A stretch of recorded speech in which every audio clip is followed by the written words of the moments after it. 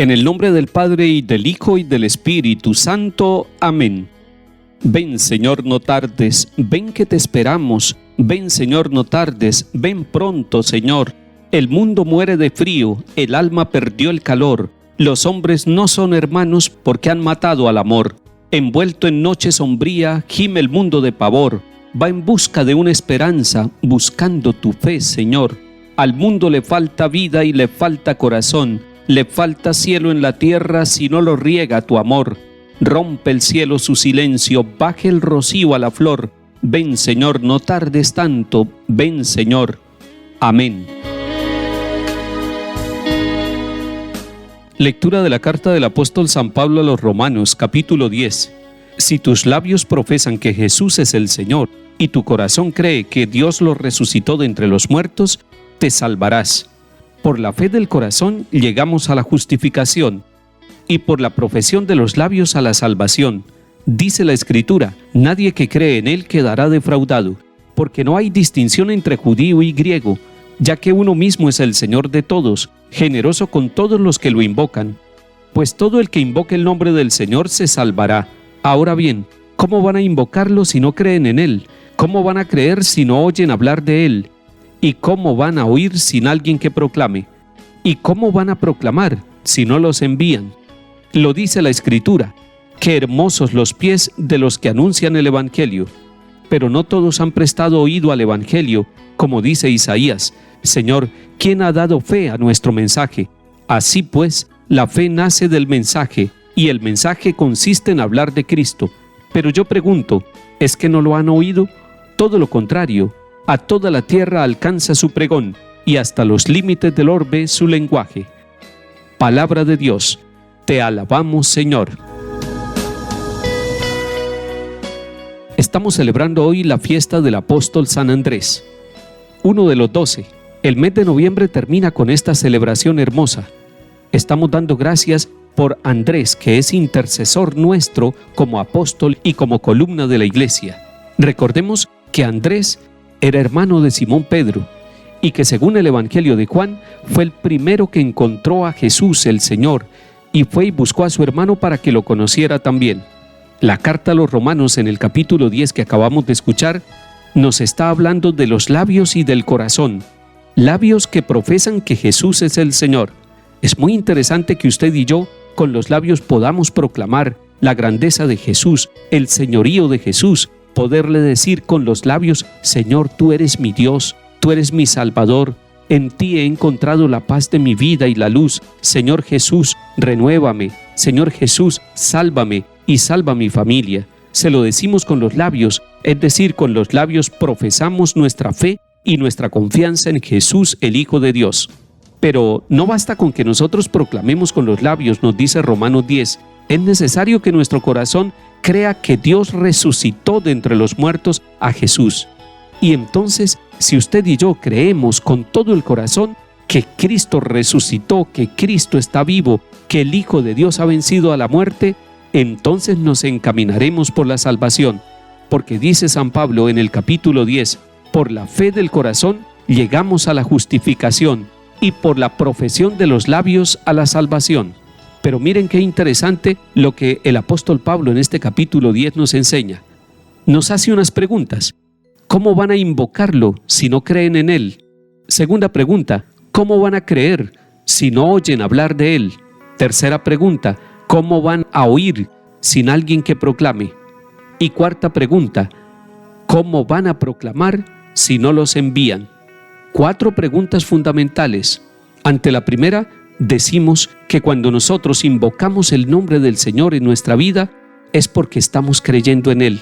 Y usted y yo lo invocamos cuando nos hacemos la señal de la cruz, cuando lo alabamos con un canto o cuando repetimos una oración, cuando somos capaces de expresarle con nuestras propias palabras al Señor Jesús lo que sentimos y lo que necesitamos.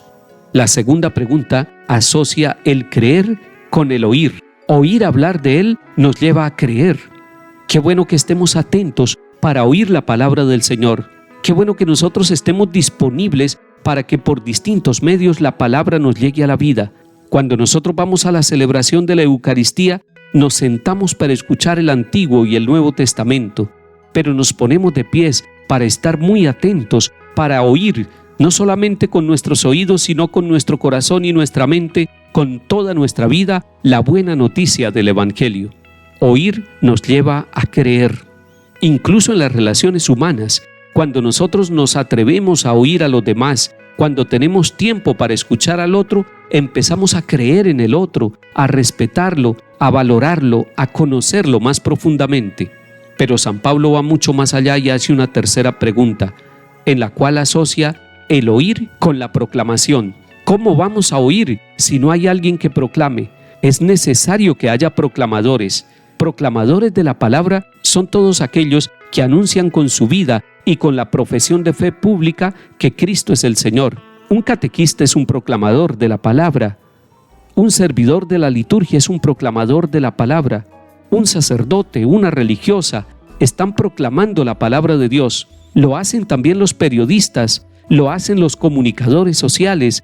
Ellos prestan su sabiduría, sus instrumentos, su capacidad para proclamar al Señor, y eso lleva a que muchos, oyendo la palabra proclamada, sientan el deseo de adherir su corazón al Señor y de reconocerlo como Señor de su vida. Pero la cuarta pregunta es la que llega a lo más profundo, a la dimensión misionera. ¿Cómo van a proclamar si no los envían?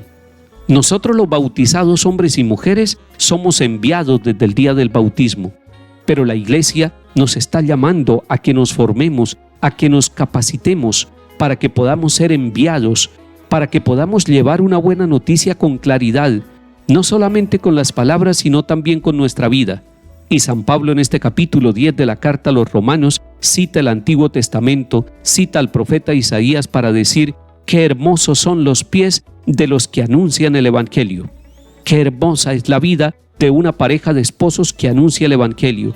Qué hermosa es la vida y la voz y el canto de los jóvenes que anuncian el Evangelio. Qué hermosa es la vida de un niño que desde pequeño se convierte en buena noticia por la manera como vive, por la manera como ora, por la manera como escucha la proclamación del Señor y como lo anuncia con su vida. Salmo 18. El cielo proclama la gloria de Dios, el firmamento pregona la obra de sus manos, el día al día le pasa el mensaje, la noche a la noche se lo susurra. Sin que hablen, sin que pronuncien, sin que resuene su voz, a toda la tierra alcanza su pregón y hasta los límites del orbe su lenguaje. Lectura del Santo Evangelio según San Mateo, capítulo 4. En aquel tiempo, pasando Jesús junto al lago de Galilea, vio a dos hermanos, a Simón, al que llaman Pedro, y a Andrés, su hermano, que estaban echando el copo en el lago, pues eran pescadores. Les dijo: vengan y síganme, y los haré pescadores de hombres. Inmediatamente dejaron las redes y los siguieron. Y pasando adelante, vio a otros dos hermanos, a Santiago, hijo de Zebedeo, y a Juan, que estaban en la barca repasando las redes con Zebedeo su padre. Jesús los llamó también. Inmediatamente dejaron la barca y a su padre y los siguieron. Palabra del Señor. Gloria a ti, Señor Jesús.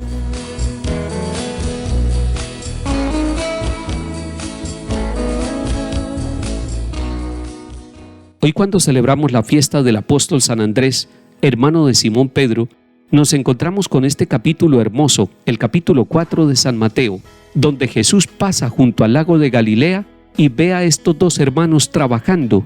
Están echando el copo en el lago, están empezando la jornada, eran pescadores, y Jesús los llama: vengan y síganme, y los haré pescadores de hombres. Pero así como eran pescadores en el lago, ahora serán pescadores en el mundo.